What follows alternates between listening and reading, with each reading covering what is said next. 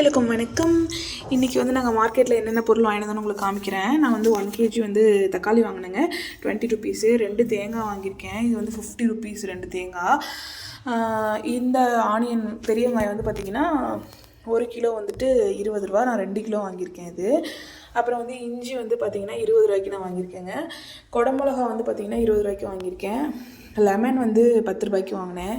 இது ஒரு 4-5 லெமன் வந்து நான் போன வாரம் வாங்கினது. இது மட்டும் 10 ருபீஸ்க்கு வாங்கினேன். உருளைக்கிழங்கு 1/2 kg. கத்திரிக்காயுமே இப்போ வாங்கினாங்க, போன வாரம் வாங்கினது, நான் இந்த வாரம் வாங்கலை. இந்த மாம்பழம் வந்து 1 கிலோ 100 ரூபா.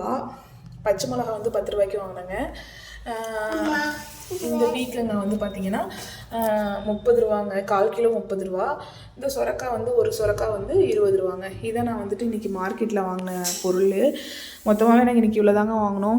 இடையில வாங்கிக்கலான்னு சொல்லி வாங்கிட்டோம். ஏன்னா ஃப்ரிட்ஜு நாங்கள் இல்லை வச்சுக்கல அப்படிங்கிறதால டக்குன்னு வாடிடுது. இன்னொன்று வந்து பார்த்திங்கன்னா வேஸ்ட்டாக எதுக்கு அமௌண்ட்டு போயிட்டு 5 ருபீஸ் 10 ருபீஸ் தான் டிஃப்ரென்ஸ் வரும். அதனால் கடையில் 10லனா வாங்கிக்கலான்னு சொல்லிட்டு நாங்கள் இவ்வளோ தான் மொத்தமாகவே வாங்கியிருக்கோம். நம்ம ஊர்லலாம் எப்படி விற்கிதுன்னு சொல்லுங்கள். நாங்கள் இங்கே மகாராஷ்டிரா சந்தையில் சொல்கிறேன். நான் இந்த விலை வந்து மகாராஷ்டிரா சந்தையில் எது எடுத்தாலுமே 20, 30, 40 இதுதான் ரேட்டு. தேங்க்யூ.